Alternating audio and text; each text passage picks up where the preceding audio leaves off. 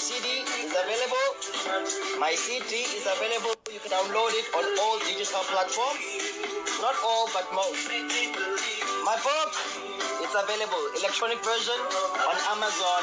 You can download that now as we speak. I hope you're ready.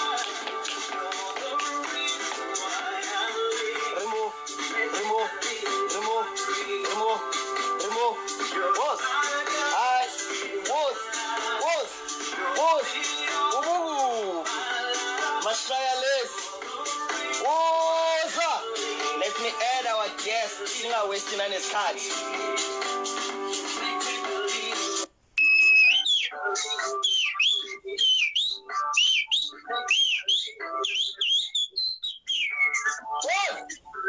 Somebody, the winner's Wednesday.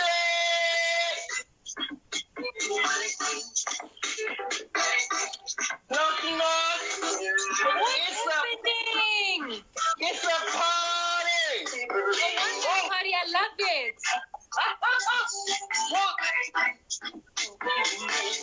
As we welcome the people, let's welcome the people. Come on. Ooh, Tipper in the house.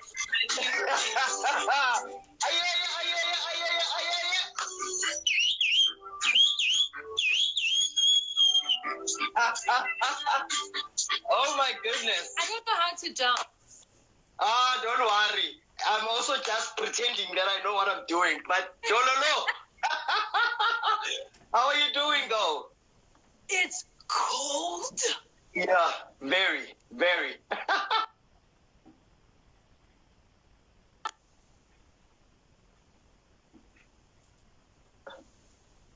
You feel me? We're back. The devil tried. Yeah. We're here. Oh, hit the day, this thing. Anyway, let me greet the people and then we can get moving before this technology sabotages us. Neranza kumisho weta inkwenu vitaramina isikose chwakaslangu and welcome to HE.ARTS Extra. This is a show where we are celebrating people who are a light or are shining their light far beyond the spotlight. So tonight's guest is it's a crazy, talented actress, radio personality, MC. It's going to be epic, but I won't introduce her. She will introduce herself. Welcome to HE.ARTS.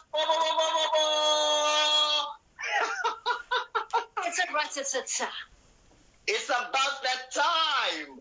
Oh my goodness. So for people that might not know you or have never seen you before, like I don't know where they live, but yeah, it is what it is. How would you describe yourself and who would you say you are to them? How would you introduce yourself?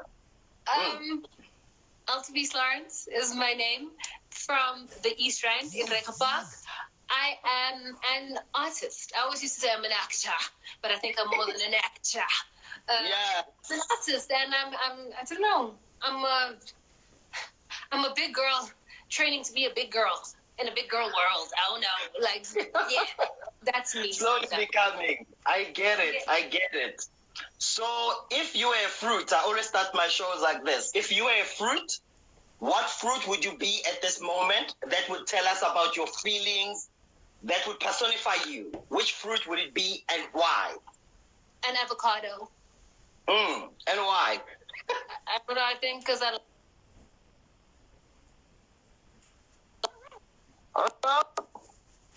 Oh no! We're back? Yeah, we're back. We're back. How else is an avocado a fruit? Guys, it is what it is. In Have this an world, you avocado. can... And why? We're still finding out. I don't know. I just Exactly. think it's such an elite fruit, man. I'm just like, it's with an apple, it's all about timing. It's like, it can be like roll, then it's ripe, and if you miss it that day, it's over for you. So the person needs to find you at the right time, at the right moment, and they can get the best of you. Yes, sir. You hit the nail. I love that. Thank you so much for joining me, and thank you for agreeing to be part of this conversation. We want to get to know you more, So let's step into Altovise. Let's rewind back to Reka Park. let's rewind back to Altovise around the age of 8. How was your typical childhood? What were you doing? What kind of games did you play? What kind of community did you grow up in? Man, I was in the streets, constantly in the streets. And I think we still had a great opportunity when kids could still be kids. Like as aware as we were of the world, we could still be kids. So it's just playing with boys, playing with girls, playing, I don't know what you guys call it, blunties, where you put the cans. Yeah. What do you call it? Chicago. Yes, blunties. I'm talking jump rope. I'm talking where we cut pantyhose and we make ropes. C2C, hide and seek, climbing everywhere. So I'm just like, I think I had a pretty active childhood where I was able to be a child. Wow. And what about your community today? You look back and you see.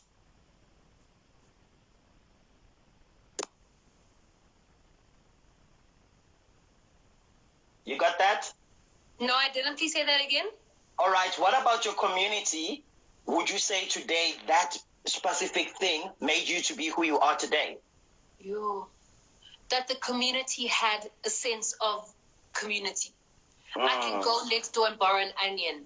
If something happens to me, my mother can leave the door open and the neighbor across the road will look out for me. If I can't do something, I'm able to ask the person 2 blocks away. You mentioned yourself able to say, oh, your mother is this, that is cousin 2. Do you know what I'm trying to say? Just the intricate web where our community had a sense of community. And I think even so now, despite everything that is happening in the world, I can still go across the road and borrow an onion. And I'll bring a bag of onions back. Or you walk in the road and then Oma will say, I made cook sisters, here's some for your mom. You know what I mean? So I'm like, I love this community. Wow. And do you think that contributes to keeping you grounded? Or, because, I mean, when you go back to that setting, you're not the person, probably they're proud of you for all that you've achieved, but you're still the girl next door. You're still their daughter, the girl that they raised, right?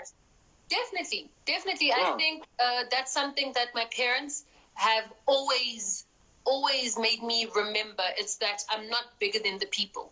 But always be the person. But if things fall apart, I need to still be able to come back to somewhere. So you always have to make sure that home will always be home, that the foundation is always the foundation. Irrespective of what goes on top, home must be home. Yeah, home must be home. So when did you come in touch with art? When do you wake up to your gift of art? When do you realize that you are an artist? I think I've always been a performer in real life. Like I was the kid that would sing in the taxis for money. Like wow.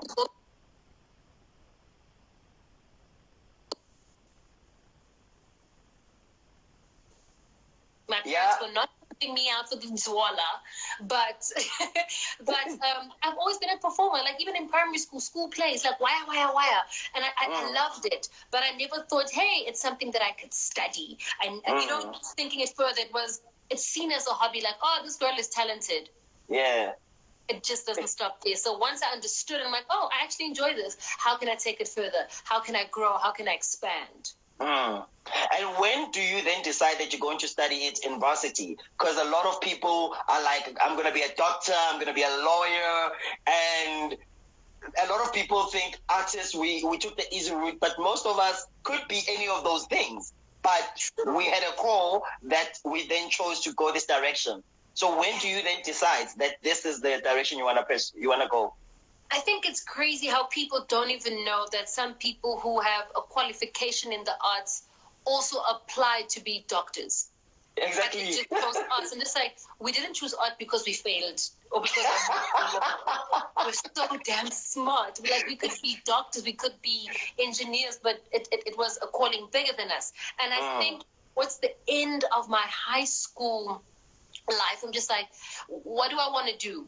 And you hear people, like you see people on TV and you hear people studying it, but you also don't believe it because I don't have those people in my circle. I see the people on TV, but I don't know them personally. So for me to do that, I think it scared my parents a bit because also they don't know anyone that has done it. But I didn't just fall into it. I did a year of engineering and then I did it for a year and I hated it. And I dropped out of that degree, and I enrolled for my art degree, and I auditioned for art school, and the rest is history. let's go back quickly to that year, because I did not know that you did a year prior. When you made that decision to leave engineering, what was the conversation with your parents? What was the conversation with yourself? I didn't tell them. And I remember my father being so angry.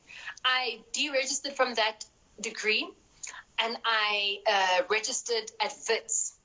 And because I couldn't afford registration fees by myself because I was a child, I'm just like, okay, parents, I need money. They're like, for what registration? I'm like, no, we're going to pay registration. No, but for a different degree at a different university. My father was so angry with me. I think it was like 3 months where we were just like tense with one another.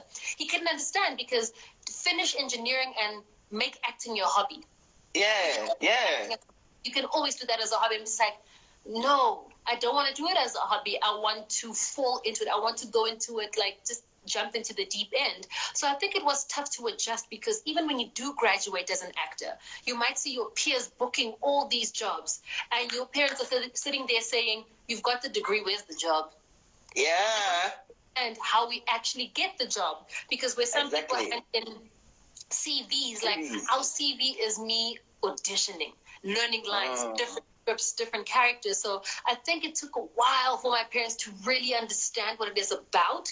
But once they did, once they got on board, they were actually very, very supportive. And to yourself, when you got there, okay, which university were you at first? I was at UJ, Kingsway campus. All right. And so you come back, you were at the high school and you came back to WITS. Don't do that. Don't do that. I had to do that. I had to. School is the bomb, and also the arts program is getting there. They're strong. All right. No, I love them. I really love them, but I had to throw that spice in. Yeah, but we left the high school. We went to the So coming to WITS, I mean, I remember my first encounter with you. We were in one of the open classes. I don't remember what was happening, or was it boys or something? And you were with your friends, Abo Aviu and Abo Maps. And I was like, yo, these girls, bachacharach, you know? Yes. Yeah. I was like, they are chacharach. And I thought you all like went to the same high school because you were that tight. And I was shocked later to find out that you guys didn't go to the same high school. We just met each other there. Yeah. So what about that experience? Because for you, you had already had a varsity experience. So what did that do for you coming into WITS? Oh, I won't lie, you people in at me. Oh, I was so scared. Because I'm like, this is actually my second year. I'm not sure. Actually my second year. But nobody knew that. You know, nobody knew that. So, coming into university and art school, also, I had this idea that art school would be like, you see the films like Juilliard and stuff? Yes, and Fame. People are being ballet in corridors. I'm like, where's the saxophone? Where are people playing the instruments? And it was dry as a rust. So I'm just like, they sold us a dream. Please. Dry as a rust. I was upset that art school wasn't what it looked like in the movies. But I know. the experience it gave us, it was wild. Yeah, I know, because I also came to WITS thinking that I would find people warming up in the foyer, you know, you would hear people singing and it would be so intense. And no, none of that was happening. In fact, it was like hippies on the corner, those people are sitting outside the theater, dry students. It was white walls. There were no chairs in our classroom. I was glad my parents never saw what I called the classroom, because I mean, they would not believe. It was great. Just rolling around on the floor. Like our class was rolling. Like you go to class and you roll around on the floor, and then you have to play Imagine. Imagine you're a shark. Yes, let's. Now we are sharks. I'm just like. Exactly. But I think that was the beauty of art school, because I always say that art school never taught us how to act, but it gave us a platform to be conscious of our artistry, to be conscious and be exposed to one another and to learn from each other. And every day, it's like taking medication, because now you knew that every single day you were going to be focused on just what you're doing. Yeah. Coming out of WITS, yeah? Mm-hmm. But yeah, no? Sometimes art school is also a very dangerous place. Because some of us just become textbook artists as opposed to practical artists that need to exist on different sets with different actors. And now you get there and you're just like, well, the book says that this is how the book says, and you get lost. Like when I did my first theater gig, I didn't learn in art school how to set up my station. I'm just like, I saw other actors setting up the station. I'm just like, what are you doing? I was so impressed with that theater gig, not knowing that where you sit down, where your mirror is, you lay out your towel, you lay out your makeup, your wipes, whatever you need to prepare for that performance. So I'm just like, sometimes there's a disconnect because what we learn in art school, we can't necessarily carry over. And what we learned here, we weren't taught on the other side. But I think at the same time, the confidence that it gave you, because you were not, I mean, we had people that we studied with that graduated having never done a show, even at school. Yeah. And so they were actors, but they've only just done exams. And exams and shows are two different things. Because the show required its own discipline. It was rehearsals. It was preparing for the 5 nights in a row, coping with, is your energy good today? And all of those dynamics, you know? And I think that, in a sense, kind of did prepare you for the big world, or the main, like, you were discovered, right? For your first show. Did you audition for the... I auditioned for every single job I've had. No, but you were invited to the Color Museum, weren't you? No, there was a... You were a student. Yeah. You had an agent already. Student. I think it was in my last year. Yeah. Or 2012 or something. And my agent got a brief and she's like, how's about you try? And the only reason why I tried out for it is because it was English and they asked for people that, South Africans that had a good American accent. Excellent, and mine was, I don't know, it's the bomb. So I went and that's the only reason why I went. And then I ended up getting a call back, from the call back another one. And then, hey Lionel. And then another one that ended up with me booking the job, but I auditioned for it. Listen, that's a new story, because my version of the story in my head was... Listen, I had my own version, because I remember that we were doing The Father at the time. We were cast as the Father. And you were playing lead. And I think it's still one of your greatest roles I've ever seen you play. Laura, you murdered that character. And one of our evenings, James Ngobo came to watch. So he did? Yes, he was there to watch one of the evenings. Hence, in my head, I thought he saw her. She got to audition the whole time. So by the time he saw her, that was my version, you know. Probably still, it helped you during your audition because he had seen you carry your weight. Yeah. Yeah. I mean, that was a big play. It was a long play. It was a heavy text, and it was just hectic. It was intense. Yeah. What do you remember about it? I remember not being able to break out of character. And that was the first time that the art scared me. I remember that the first time where my work scared me. We always say we want to lead characters and give me a character that is tough. And I played a woman that drove her man to a point where he committed suicide. I was addictive. I was an evil woman. And I remember, and I'll never forget, my thing was this, when I stand and do my best. Even after the play, for weeks later, when I stand and talk, I would do that. And I'm just like, and shake this character. School taught us how to get rid of a character, but that character stayed with me. And for me, I was just like, this is real. Because when we see things about actors losing it, and now an actor commits suicide or there's a dark side, it's like, for me, that was a tipping scale. I'm just like, yo, if you don't take care of the mind of Altovise, any character that I play could break Altovise. So that was the first time I thought I was scared of the arts. Yeah. I was scared of the power that a character could have over the person playing it.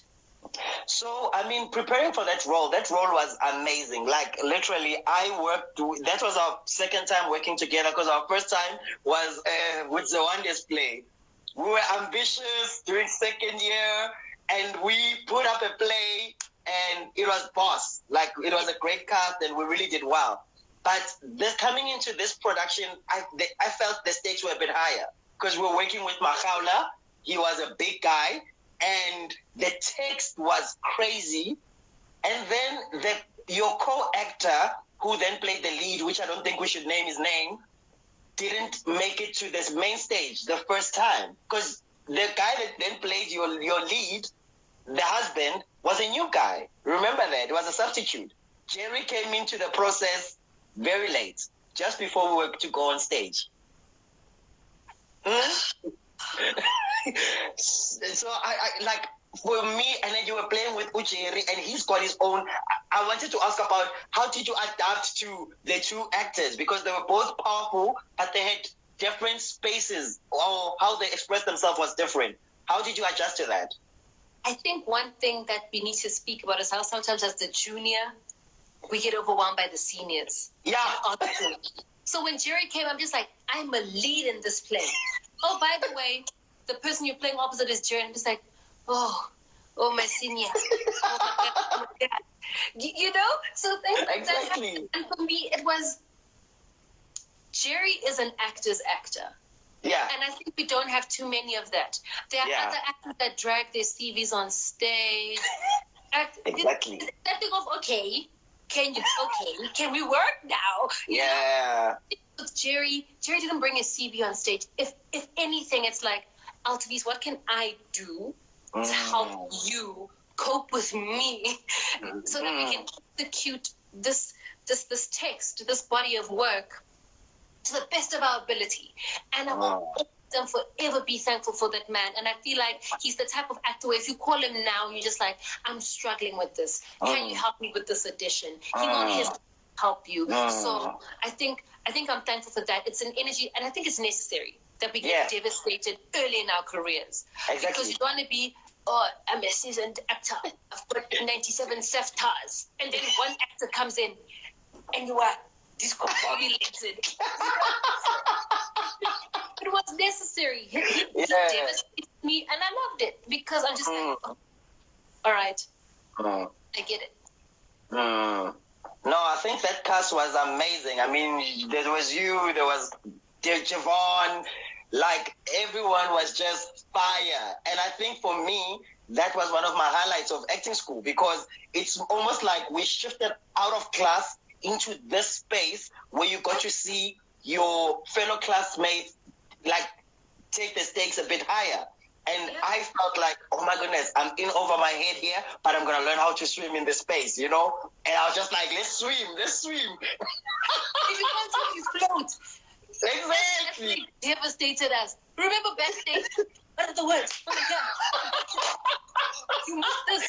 So much. It was a mess. Yeah, I think the power of that play, for me as well, it taught us about ensemble.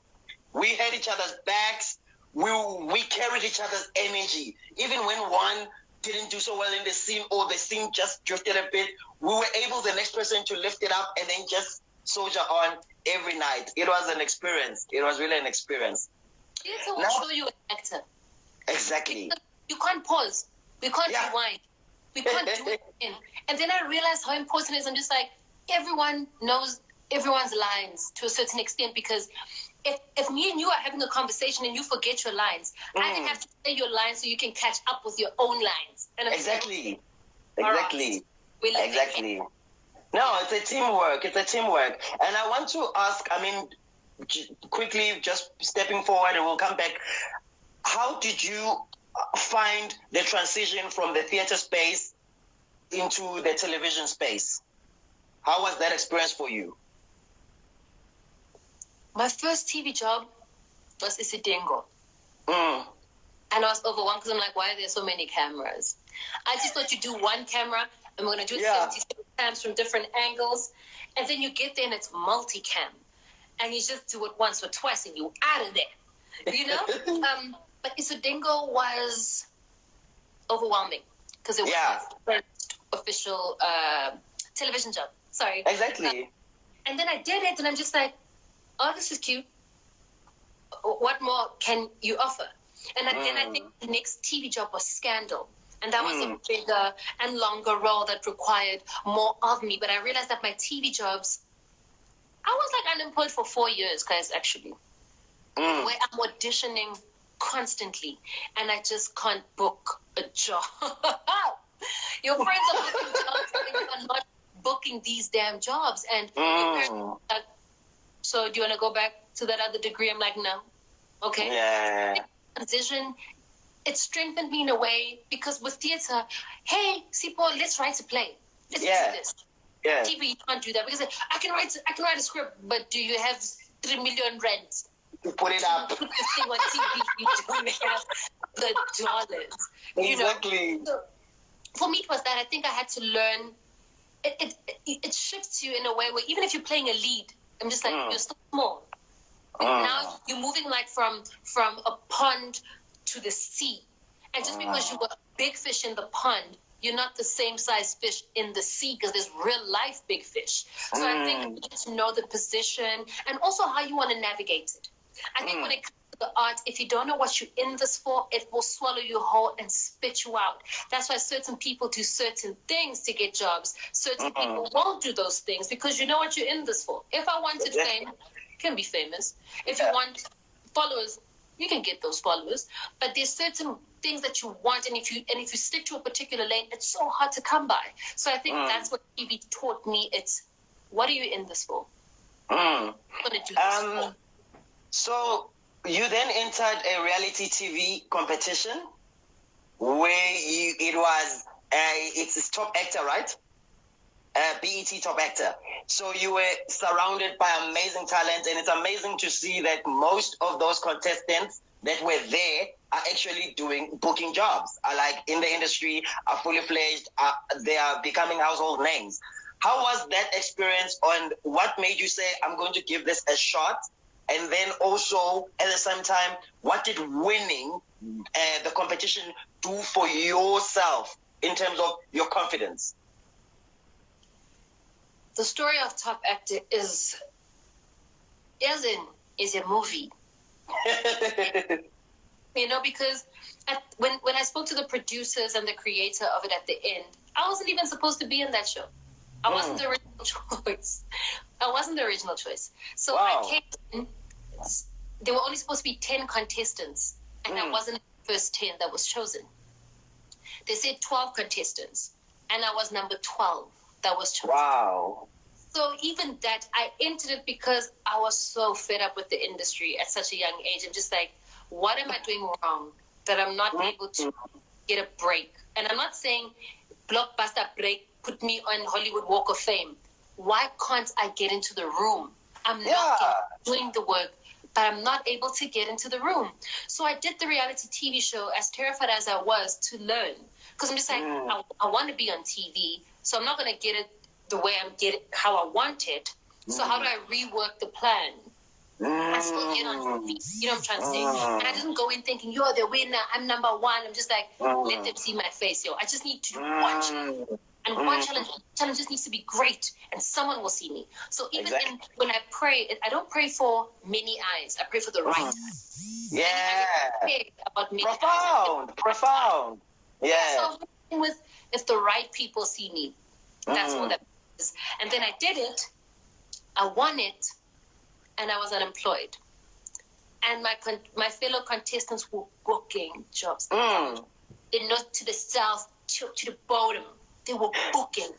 And you had the title, you had this whole, but don't know jobs. Zero. And I won't lie, I was jealous. And after I got jealous, I got angry. Because, again, what am I not doing? Do I not have the look? Do I not have because now, what are the answers? What am I doing wrong? Because now I know what I'm capable of, but now what am I doing? I know what I'm doing right. What am I doing wrong? Where everyone around me is booking a job except me. So after I worked through those emotions, it was, you start all over again. I auditioned for every single job I got. So I won the title, and then I auditioned for jobs again. But then the Hollywood job came along, the other side. And I auditioned for that. I auditioned for it in South Africa. And even the director, I'm so stunned by him because I wasn't the original choice for the film, the other side. And he ended up picking me. And I'm just like, even then I realized that every opportunity that has come my way, I've always been chosen last. Yeah. I don't want to speak it over my life where I'm just like, everything I get is because I'm last. But for some reason, I was never the original choice for some of these things. But I end up being the choice. Yeah. I feel like the right choice. And what would you say to somebody who's going through that dilemma right now, who's saying, I'm not chosen, I'm always looked past, like people look past me, but how important is it that when they do choose you, for you to show up? How key is that? I think what that period taught me is to stay ready. And I don't know if it was Denzel or Will Smith that said it, like, if you stay ready, you'll never have to get ready. Yeah. So in my mind, as an actor, I think I have a monologue bank. So let's say I'm in the line at the bank and someone says they're auditioning for a drama. I can think, okay, there's a monologue. That is a drama monologue. So, you know what I'm trying to say? Let me just I need to get there. Get there, I'll be ready. And I might not be 100% ready, but there's some sort of preparation that won't make me look like I don't know what I'm doing. And that's why you can never come off as you don't know what you're doing. Rather be work that needs to be refined as opposed to, but you said you can't do this. Exactly. And you're not delivering. Exactly. And you spoke earlier on about you had to rework your plan on how to get into the industry or to get into the certain spaces to be seen by the right people. How key is that to constantly rework? Because all of us think that we're going to go to varsity, we're going to graduate, and also there's a false narrative or confidence that is nurtured in varsity, because sometimes there's these people that just grow to the top, you know, where you are booked in all the shows that you audition for, and you become the Coco of the place, where you like, exam. People are even coming to watch me perform. And then graduate, the industry is like, who did you think you were? So how important is it to constantly recreate and redirect and find ways to keep going forward? I think it's knowing what you have control over and working with that. Because for the longest time, I was fighting the industry. I don't even think they get the word. I'm screaming, I'm marching, I want to break down walls, and I'm doing it from outside. But you realize that sometimes you can only change something or have a particular effect on something once you're on the inside. And the only can control is Altovise once Altovise is inside. You know, so I think know what you can control. Take only what you need from a particular situation, because I was fighting for everyone's rights. And when it was time, when I would need someone to speak up for me, it wouldn't be reciprocated. So the only thing that I have control over is myself, but also building a strong support structure with people that you trust in the industry. Like if I look next to me, I'm just like, okay, if there's a war, I can go into war with these artists. Because it's not about the fame for them. Because fame is a byproduct of what we do. While the people that I work with, fame is a byproduct. We are not actively pursuing fame. So I think that's important, to control yourself, know who you have on your sides, like know who you can go to war with. It's very important. I find, when I was abroad, one of the things that I loved and appreciated about many artists there was how, even with their qualifications, even with their big names, they constantly worked on the craft. They would have acting coaches for new roles. They were just always working. But I find that being here at home, once people graduate, it's like moving from this set to this set to this set. It's different name, different costume, but actors are bringing the same mannerisms, everything, all the isms into the new space, because actors are not broadening their language. How important is it, even in this country, to keep trying to find a new language, to broaden your language, body language, your facial expressions, all of those things? How key is that? I think you first need to be interested in wanting to be a better artist. Me and you can sit here and talk about acting lessons and improv classes till we blue in the face. But if a particular actor feels like they've got it, then you can't, you know? And for a while, I was also like, no, I study. I got this. Until you don't have it, You know, like my mouth keeps doing the same thing, and it's funny how I do this thing where I record myself and I watch myself. I'm just like, I'm doing the same thing. My mouth pulls a lot. Like if I speak a lot, my mouth does that in everything in my auditions. So now I have to train my face. And that is me wanting to be a better actor. So I put myself through that. And I didn't even, like, we have acting coaches, but also they're expensive. Like, yeah, they are.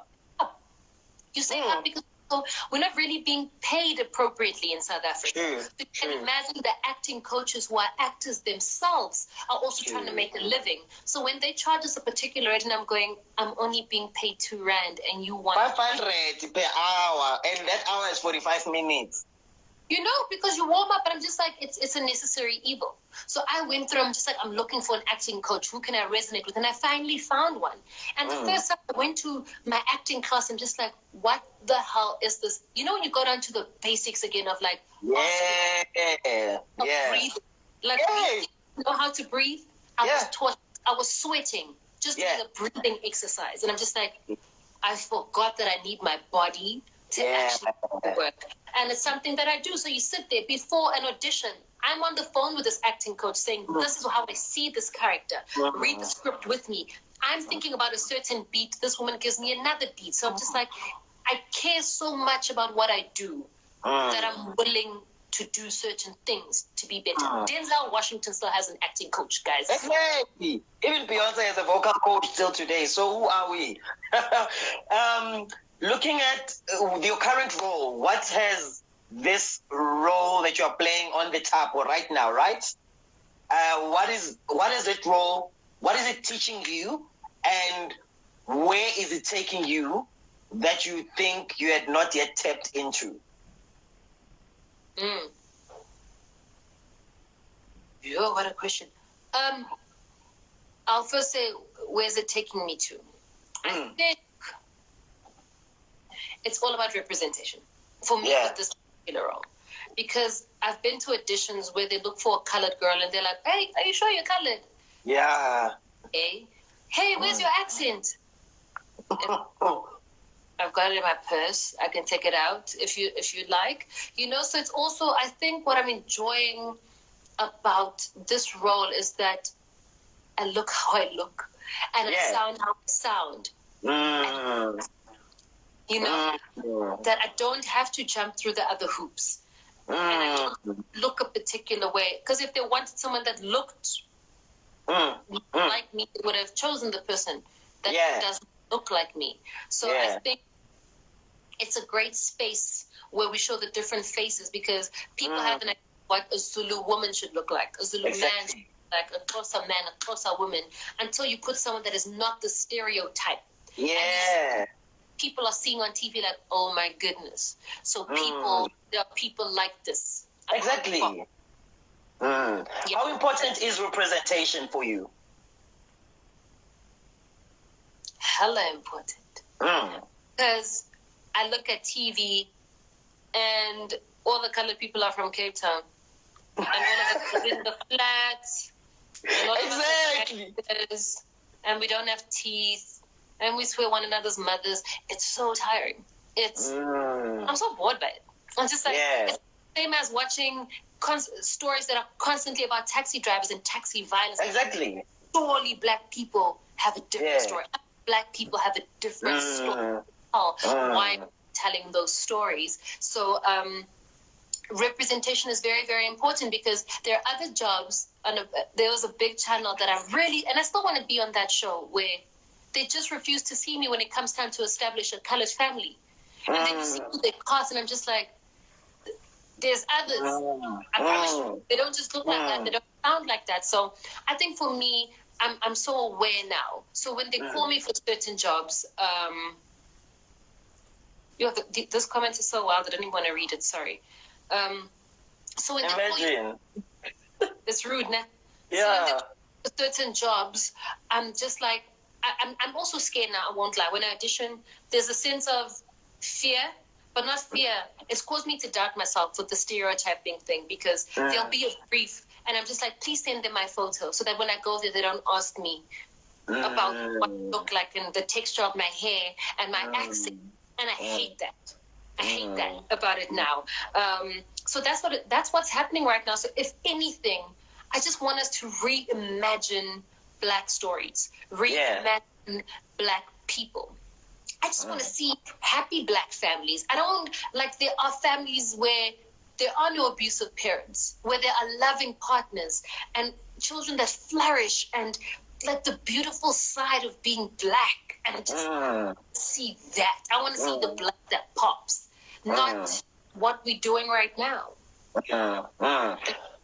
So, what is your future dreams for yourself in the industry? I know you're doing radio now. We'll touch a bit on that just now. But what are your future dreams in the industry as a whole? To be an active change agent. Yeah. And I keep saying this, but I'm just like, a part of me feels like maybe my role is not to be in front of the camera, to be behind the scenes. It's not, at first I always wanted to be seen. Yeah. And once you see purpose differently, my actual job, my actual purpose is to help others be seen. Yeah. And a hard pill to swallow if you've always wanted to be the girl that wants to be on TV. Yeah. I won't stop pursuing it, but I'm just like, also I need to reposition myself. Yeah. So I could be an Issa Rae. I'm going to be an Issa Rae, where I'm able to do both. You know? Yeah. If anything, it's writing stories I want to see on TV. Like I'll talk to Tuso, and Tuso's ideas are crazy, and I'm just like, they're not ready for that one.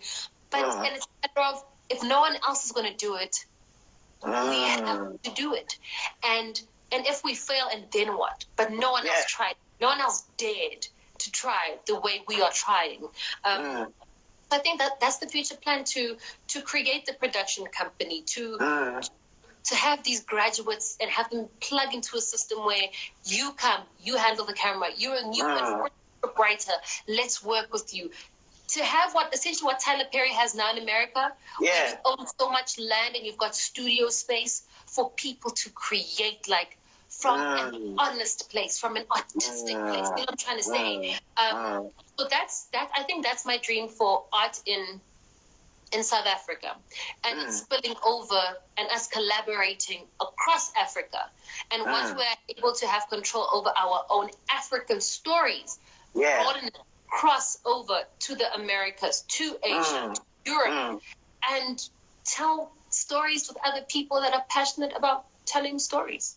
And how was working on, speaking about taking African stories abroad and broadening it, but also not telling them in stereotype way? I feel most of our work, whether it's in theater, it has to be Africa Umoja, Lion King. We have to be in animal skin, you can't stand a normal family, a mother and a father, and tell a story of romance. They're like, we don't want that.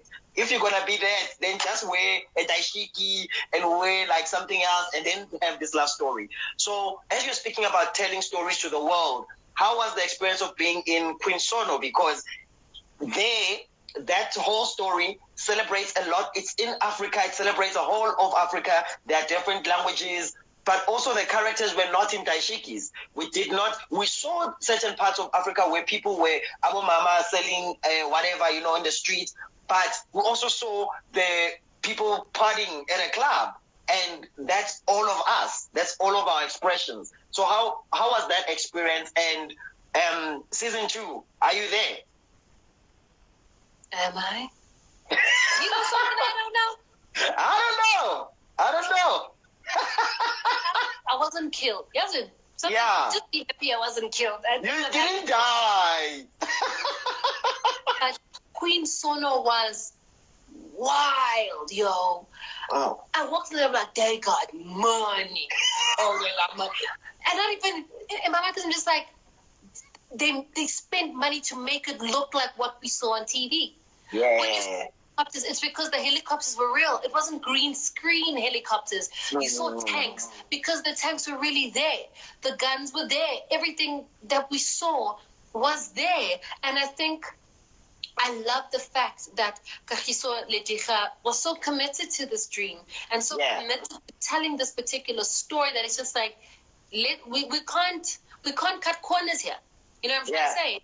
So I love that about Queen Swan. I also loved, man, I was sharing dialogue with like Kate Licorice. I'm talking to Chimende. And these are people like, yo, oh my gosh. You know, and to be able to be afforded that opportunity to not only be on a set like that, but also tell the story that I was telling as a powerful lawyer with the bald head, and I'm there, you know, and I'm running it. It was so affirming.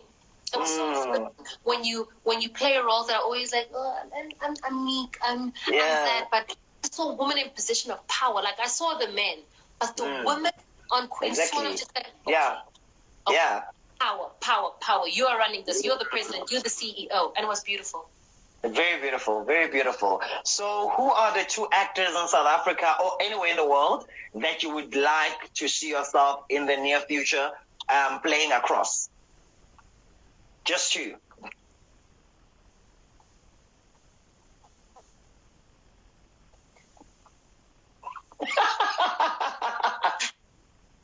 Guys, I'm so in love with Denzel Washington.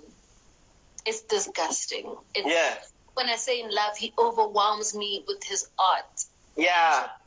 He stresses me in a good way. Like, how did you make that choice? Like, I don't know. Like, when you see his work, I'm just like, how did you decide that? Also, how he says, damn the script, and he freestyles, and it makes sense. And I'm just like, it's just so marvelous. Okay. Number 1. I don't like this question. You're not going to like the next one, so better answer this one. Anywhere in the world? But there's so anywhere in the world. In South Africa, it's too many, guys. It's too many in South Africa. Just give me one. Like, put one. Just put your order in the air. Someone might be like, oh, really? Let me call this girl up.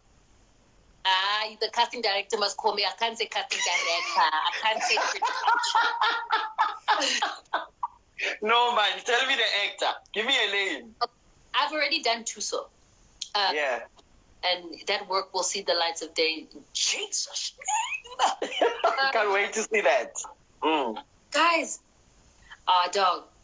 Okay, narrow it down. Please give me options. No, I don't want to give you options. Could be a male, could be a female. Just somebody who you think this one would give you yeses. Like they would. It's the man. Who's the man? In South Africa. No, man, I want to work with a woman. Who stresses me? I want to work with someone that stresses me. For some reason, Kucho stresses me just a bit. Kucho Green. And you're on the same set with her right now. Ipokwe. Yes. Screen time. Yes. Like, just like, how do you think like that? And why are you thinking like that? I would definitely like to work with Ipokwe because I think he's one of the, especially people have not seen him because of in his latest work, he's doing a certain style and certain genre, but people have not seen how versatile that guy can be and what we have seen him do. So I'm like, I look forward to working with him someday. He's one of those. Speaking with him. And I think that's the thing that angers me is how overseas loves you, but home doesn't. It's painful. And then, I mean, one of the beautiful things about studying in any institution or being part of certain spaces is the network that comes with the space, where you meet certain people and you build certain relationships. So looking back at your varsity, which relationships have you sustained and that you think are currently feeding who you are? 2 names that are feeding or challenging or inspiring who you are that are coming from the School of Arts, Wasowa. Tusombetu. Yeah. Like that I'm still in contact with, that I can bounce ideas off of, like that we share like that. Yeah, people that just inspire you in one way or another.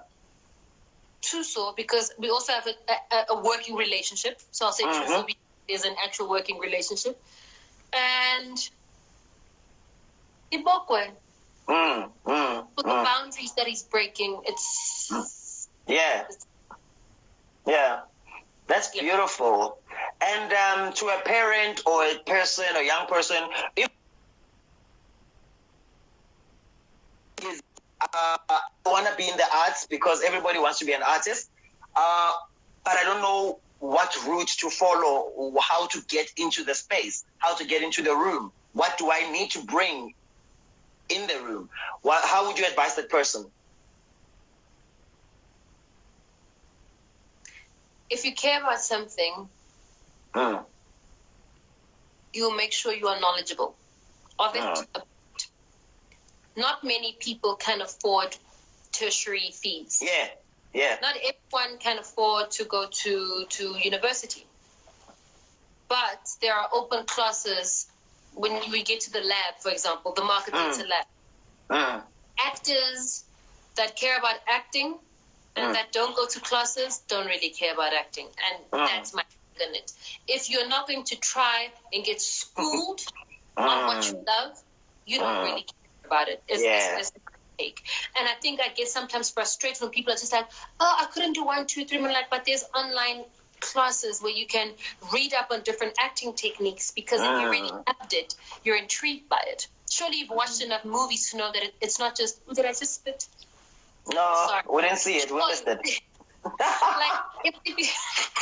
Corona! I'm saying. If you love something, you're curious about it. Like, I want to know this type of acting. What is it? How do I go about it? Different directing styles. So I would encourage studying this thing. Study this. It helps you in the long run, guys. And it's like it's what I'm saying. When we were being taught how to breathe through our bum holes, exactly. And we found it as a joke. We thought it was a joke because we were laughing when people were breathing through their assholes. And I'm sorry to say. And then you get on set and you're stressed. And I'm just like, let me squat and breathe through my ass. You know? And I'm just like, everything ties together. From breathing exercises to stretching to going to an audition. Like, I realized my cold auditions where I don't warm up. And then there's the auditions where I'm ooh, and licking screams and warming up my body in the car and doing sound salutations before I audition. Because even if I don't book the audition, it won't be. And at times, because it can be a crap audition, but there are times I'm like, I was great at that. I was warming up. My body was warm, my mind was warm, my mouth was loose. So everything was right for the audition. I just didn't get the audition. So I highly encourage, if you love something, you are curious about it, you will study it. Yeah. And briefly tell me, how did you get into your radio journey? And what are aspirations for that space? And what have you learned so far about that space? Because I see how much fun you guys have in that space. And I auditioned for it. I auditioned for months for this radio gig. And it first started off with a small segment that was like 5 to 10 minutes long. And I was excited for it. And I didn't know about the co-hosting position. But all those auditions and the little 5 to 10 moments worked its way and accumulated to being offered the position of co-host. So I auditioned for that job, and initially I didn't know if it was something I wanted to get into. But now that I'm here, I think radio is doing for me what I really deep down in my heart TV would have done for me. And a part of me is enjoying radio more because it isn't a character. It's Altovise. It's not Altovise as. Altovise in the role of. And that's what I'm saying. Like, there are days where my English sounds like this, and there are days where my accent is ridiculously heavy, but I'm able to be an authentic human being. And if anything, radio feels like theater. If I don't think before I speak, I could mess up, and I can't say pause, rewind. I want to take that back. And I've also realized that radio is. It's another type of performance, because I went in and I felt guilty for this radio job because I felt like I was disrespecting the people going to media colleges to actually study to be hosts and broadcasters, and it made me not want to take the job. At first, when they offered me the co-host position, I was so hesitant because I felt so guilty, because I'm just like, I bet you there's someone at Boston right now that wants what I'm being offered. And they can probably do it better because they study for it. And in my mind, they're more deserving.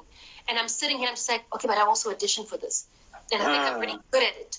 And if I don't take it, it'll be one of those things where I probably wish. Yeah, true. And I'm glad I did because it broadened up my world so much. It's so raw. And it's now. It's what I mean, like when I say it's exactly. It's action. Move, and when they say cut, you cut, and you go back to the drawing board.